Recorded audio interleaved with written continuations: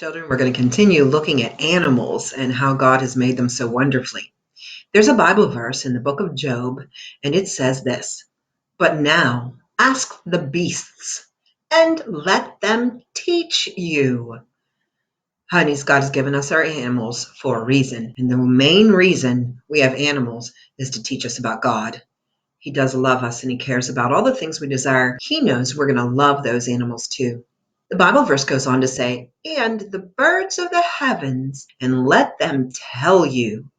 Honeys, the birds will teach you about God. They'll tell you something new. The Bible verse says, "Or speak to the earth and let it teach you, and let the fish of the sea declare to you, who among all of these does not know that the hand of the Lord has done this, in whose hand is the life of every living thing and the breath of all mankind." That's in the book of Job 12:7-10. Honeys, it's important for us to know that God's creation is declaring His name, is shouting His love to us. We just need to keep our eyes wide open and our ears too. Well, scientists have begun to do something called classification. Do you remember what that means? Yep, sorting animals. Classification means to sort animals into groups or classes based on the answers to the questions you ask. Ooh, what does that animal look like? Why does it look different than the other one? Where does it live? What does it eat? Those kinds of questions. We're going to sort them based on your answers. Why? Well, because scientists have found out there's more than 9 million animals on the earth. That is so many. To sort them in our minds, let's pretend that we're going to actually put them in classes at our school. So they're all in the gym, every 9 million different types. And we've got to sort them and put them into different classes. The first thing we're going to do is sort them by their backbone. Does the animal have a backbone? Well, there are some animals that don't. They're called insects and some other things too. But we studied them already. Do you remember that big word? Invertebrate. An invertebrate animal has no backbone. But a vertebrate animal, an animal with a backbone, is a lot different. And so we're going to keep all the animals in the gym that have a backbone. And we're going to use 5 different classes to put them in. So let's go out in the gym, pretend in your mind, and we're going to find 5 different classes. The first one is fish. The second one, birds.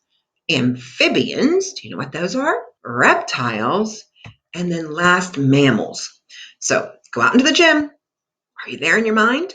Grab all the fish you see. Well, they don't belong in the gym with the tigers. They certainly don't belong in the gym with the birds. And so we're going to take them. Let's put them all in the modular, the preschool building. It looks like a fishing tank a wee bit. And now let's grab all the birds. They're flying around. They're going to be hard. Let's give them the chapel. Put them all in the chapel. There are plenty of room for their wings to let them fly. And then the amphibians. I love frogs. Can we please have the frogs in our classroom? And all the other amphibians too. Let's put the reptiles in the first grade class. We'll put them in there. Boy, won't they be surprised when they come back to school and see all the snakes and lizards in there. And then the mammals, you know what?